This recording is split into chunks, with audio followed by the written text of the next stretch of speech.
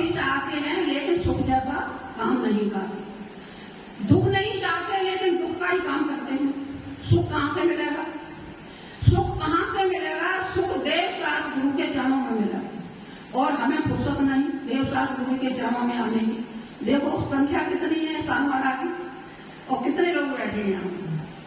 सब अपने अपने कामों में बिजी हैं, किसी को सुनने की जरूरत नहीं है और अपने ऐसे ही कर्मों को अपने बांधते रहते हैं। हमें ये नहीं पता कि हम संसार में किस लिए आए हैं, क्या करना है और क्या करके यहाँ से चले जाएंगे। और मुख्य काम क्या है हमारा?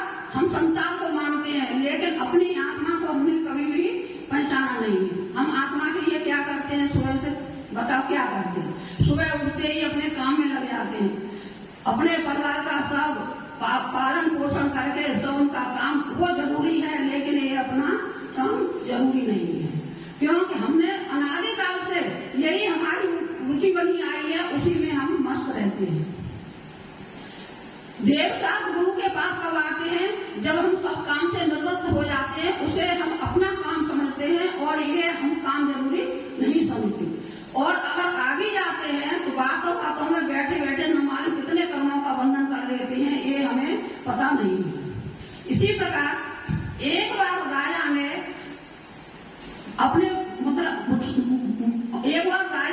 अपने बाग में एक भोज रखा, बहुत बड़ा भोज रखा। उन्होंने अपने साधु संतों को बुलाया और ब्राह्मणों का भोज किया उन्होंने। जब भोज किया उन्होंने तो जो रसोईया था, जो रसोई कर रहा था, तो उस समय वहां से ऊपर से एक चील जो है एक सांप सर को लेकर के मुंह में लेकर के और वहां से ऊपर से निकली। जब निकली ऊपर से तो उसने सर्प ने अपने बचाव के लिए उसको चील को काट लिया। जब चील को काट लिया तो वो उसका जहर जो था, जो रसोई बना रहा था, उस बर्तन में गिर गया। अब उस बर्तन में गिर गया तो बर्तन में गिर गया तो न तो रसोईया को पता है उस बर्तन में जहर हुआ, न उस राजा को पता है कि उस बर्तन में जहर। अब भोजन तैयार हो गया, भोजन भी तैयार हो गया, ब्राह्मण भी आ गए सब। अब ब्राह्मणों को भोजन कराया गया जब, तो ब्राह्मण भोजन करके चले गए, लेकिन जितने भी ब्राह्मणों ने भोजन किया वो सब मृत्यु को प्राप्त हो गए। अब मृत्यु को प्राप्त हो गए जिसमें किसका दोष है? राजा का दोष है या रसोईया का दोष है? किसी का भी दोष नहीं है। अब राजा ने बहुत अफसोस किया कि ये मतलब हमने पुण्य का काम किया और पुण्य करते करते ये पाप कर्म कैसे बन गया ये हमें पता नहीं है। ये भी किससे ही हुआ? ये भी पूर्व जन्मों के कर्म से ही हुआ कि जब हमने कोई ऐसा पुण्य पाप माना होगा जो हमें ये ब्राह्मण के मृत्यु का हमें पाप लगा। जब पाप लगा बहुत समय बीत गया, अब यही नहीं मालूम कि ये पाप किसके सिर में है। अब भगवान के पास हम लोग गए तो कही भगवान इसका पाप किसको लगेगा? तो भगवान भी चुप हो गए, उन्हें भी नहीं मालूम कि अनजाने में अगर पाप हो जाता है तो हमें जब मालूम नहीं है तो उसको हमें दोष इतना नहीं लगता है।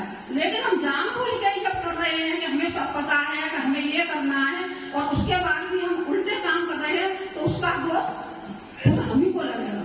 लेकिन हम उससे अज्ञान है बिल्कुल, उसमें हमारी रुचि नहीं है, क्योंकि अनादिकाल से रुचि हमारी किसमें है? संसार में है और अपने अध्यात्म में रुचि नहीं है। ये तो यहाँ मजबूरी से आना पड़ रहा है कि आचार्य आदि का संग आ गया है तो लाभ हमें देव दर्शन के लिए जाना है। लेकिन अंदर से जब तक तुम्हारी छटपटाहट नहीं होगी तब तक तुम्हें पुण्य का बंध होने वाला नहीं है। अंदर से जब जैसे सुबह उठते हैं तो तुम्हारी क्या रुचि होनी चाहिए और हमारा सारा काम चाहे हो या नहीं हो, लेकिन हमें गुरु दर्शन पहले जरूरी है। तुम्हारा ये नियम होना चाहिए कि हमारे गुरु अगर नगर में आ रहे हैं तो उनके दर्शन करने के बाद भी हम संसारिक कार्यों को करेंगे, तो इसमें भी तुम्हें पुण्य लगेगा। और हमारा ये नियम हो जाता है कि अगर गुरु हमारे विराजमान हैं तो उनके आहार के बाद हम अपना भोजन पानी करेंगे, इससे मुंह में पानी भी नहीं डालेंगे, तो इसमें भी पुण्य बंध हो जाता है। इसमें कुछ लग तो नहीं रहा, अपना कुछ खर्च नहीं हो रहा, लेकिन अपनी भावना अगर तुम बनाओगे ऐसी जब कुछ हो सकता है।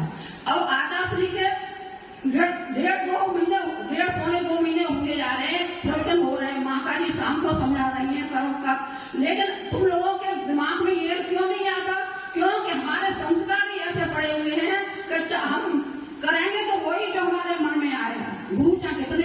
खाते रहे, चाहे कुछ भी होते रहे। इसी प्रकार जब बहुत दिन हो गए तो भगवान भी चुप हो गए, तो उन्होंने कुछ दिनों के बाद कुछ ब्राह्मण जो है जो राजा के दर्शन के लिए आए।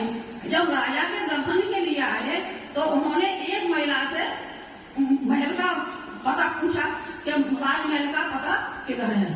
तो उस महिला ने बताया कि इस राजमहल का पता इधर है और इधर मतलब जाता है। लेकिन उसने बाद में क्या कहा, उसने कहा कि तुम जा तो रहे हो लेकिन राजा से सावधान रहना, वो राजा जो है ब्राह्मणों को भोजन में जहर दे देता है। जब ये बात सुनी उन्होंने ब्राह्मणों ने तो उन्होंने कहा ठीक है, तो वो चले गए। अब भगवान को प्रश्न मिल गया कि अब देखो न तो उस रसोइयों को मिला पाप लगा और ना ही राजा को लगा, तो पाप किसको लगा। अब बैठे बैठे उस महिला ने अपने कर्म बांधे कि वो राजा जो है जो ब्राह्मणों को भोजन में विष मिला के दे देता है। क्या राजा ने जानबूझकर विष मिलाया था? नहीं मिलाया था। लेकिन हम ऐसी ही बातों करके अपनी कर्मों को बांध लेते हैं और जब उदय में आता है तब हम कहते हैं हमने कोई गलत काम नहीं किया, न हमारे लिए कौन से जन्म का पाप है जो हमारे उदय में आ गया है। अब जैसे किसी का नुकसान हो गया या कोई मर गया या कोई मतलब उसी के साथ में गलत काम हो गया, तो हम क्या कहते हैं वो इसी लायक था, कहते हैं वो इसी लायक था, ठीक हुआ उसके साथ में ऐसा ही होना था। तो उसका तो होना था तो हुआ, लेकिन तुमने बैठे बैठाए अपने कर्मों को बांध लिया तो और वो कर्म जब उदय में आएंगे जब तुमको मालूम पड़ेगा। और फिर हम ये कहते हैं कि हमने ऐसा कोई गलत काम नहीं किया जिससे कि हम मतलब ऐसे उदय में आ गए हैं। अब एक आदमी पुण्य करता है, जो पुण्य करता है उसको मतलब परेशानी हो रही है, और ये जो पाप करता है तो वो अपने राजपाट हो रहा है, सब काम कर रहा है। अब कोई तो ऐसे आते हैं तो माता जी पुण्य करने में कोई फायदा नहीं है, जो धर्मात्मा है वही दुखी रहते हैं और जो पापात्मा है वही आजकल अच्छे से रहते हैं। तो ये गलत धारणा है। अगर पुण्यात्मा अगर पाप हो रहा है तो उसके पिछले कर्मों का कोई ऐसा पाप कर्म है जो उसके उदय में आ रहा है, लेकिन अभी जो धर्म कर रहा है वो उसको मिलेगा। और जो पापी है उसको अगर पुण्य का फल से कोई सुख प्राप्त हो रहा है तो उसके पिछले जन्म का कोई ऐसा धर्म उसका मतलब उसने किया है जो उसके सामने आ रहा है। तो इसमें ये गलत धारणा नहीं करनी चाहिए। धर्म कभी निष्फल नहीं जाता और जो तुमने पाप किया है वो भी तुम्हें ही भोगना पड़ेगा और किसी को नहीं भोगना पड़ेगा। लेकिन हम जब पाप करते हैं तो छिपके करते हैं और पुण्य करते हैं तो सबके सामने करते हैं। अगर हम 5 पैसे का दान भी देंगे तो लिखा के देंगे और सबको मालूम होना चाहिए कि हमने ये काम किया है, हमने ये काम किया है। और अगर हम पाप करेंगे तो हम सबकी नजरों से बचा के करेंगे। लेकिन जब पाप उदय में आता है तो क्या छिपके आता है? नहीं आता। वो तो उदय में जब आता है तो सभी को मालूम पड़ता है कि ऐसा है कि ऐसा है। इसलिए हम अपनी धारणा को सही बनाते हुए और धर्म में लगते हुए अपने जीवन का उद्धार करें। और तुम्हारे नगर में इतना बड़ी गंगा आई हुई है, तुमको ये नहीं लगता कि इतने दिन हो गए कि हम कोई नियम या कोई संयम या कोई धारण करें जिससे हमारे कर्मों का क्षय हो। अरे हमने जो पिछले किए हैं वो चलो कोई बात नहीं, लेकिन अगर तुम अब संयम और नियम धारण करते हो तो तुम्हारे कर्मों का क्षय हो गए और तुम पुण्य में परिवर्तित हो जाओगे।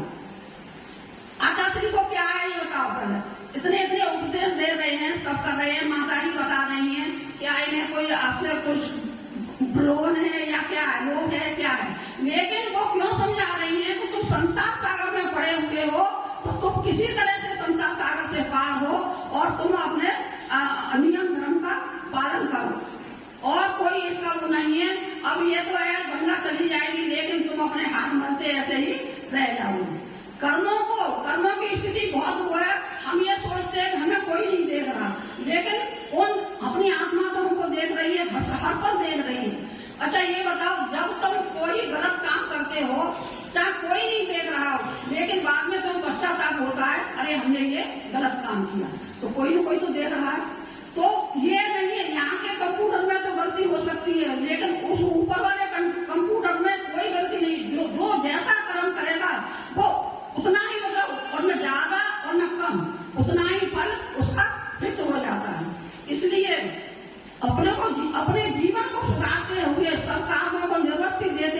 जब हम ग्रस्त में थे तब हम भी यही छोटे छोटे नियम लेते थे कि जब गुरु अगर हमारे नगर में आए हैं तो हम आहा करके ही मतलब पानी पिएंगे या दर्शन करके ही मतलब कोई काम करेंगे या कोई और कोई नियम लेते थे। तो छोटे छोटे नियम ले करके आज यहाँ पर आशा श्री के सामने आके बैठे हुए हैं। तो अब तुम जब खड़े हो और खड़े से आगे पैर नहीं बढ़ाओगे तो कैसे चलना सीखोगे? उसी जगह जमे रहोगे। अरे चलना तो सीखो, कम से कम नियम संयम में क्यों डरते हो? ये बताओ पहले तुम। नियम संयम तुम्हारे कल्याण के लिए है, कोई दूसरे के लिए नहीं। तुम करोगे तुम्हारे लिए है और नहीं करोगे तो तुम्हारे लिए। अब जैसे आए हो वैसे ही चले जाओगे। जब कहीं जाते हो कितनी तैयारी करते हो, हमें यहाँ जाना है, हमें वहाँ करना है, ये करना है। लेकिन हमने जन्म लेके उस जन्म में जाने के लिए क्या तैयारी की? कुछ तैयारी की क्या? नहीं की। अब ऐसे जैसे कोरे आए थे वैसे चले जाएंगे। आए भगवान के सामने चावल पटक दिए और बस दिया और अपने घर के काम में लग गए। लेकिन ये करने के बावजूद अपना कुछ समय ऐसा निकालो जो कि थोड़े बहुत अपने नियम संयम के साथ अपना जीवन व्यतीत करो। और जो यहाँ पर जो मिला है वो सब पुण्य के प्रभाव से ही मिला है। परिवार मिला है या धन संपत्ति मिली है या दुख मिला है, वो जैसे हमने कर्म किए हैं उसी के अनुसार मिला है। और जो अब करोगे वो अगले उसमें मिलेगा। अपने कर्म कभी निष्फल नहीं होते हैं। और फिर बाद में हम कहते हैं कि हमारे कर्मों के ऐसा क्या लेखा जोखा है जो हमें दुख मिलते हैं और हमें कभी मतलब सुख नहीं मिलता है। तो कहते हैं मैं क्या करूं नाथ मुझे कर्मों ने घेरा, मैं क्या करूं नाथ मुझे कर्मों ने घेरा। पाप नहीं छूटे मुझसे पुण्य नहीं होवे, पाप नहीं छूटे मुझसे पुण्य नहीं होवे।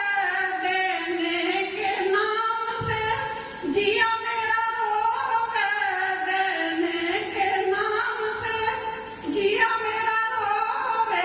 अब कैसे हो कल्याण मुझे कर्मों ने घेरा, मैं क्या करूं नाथ मुझे कर्मों ने घेरा।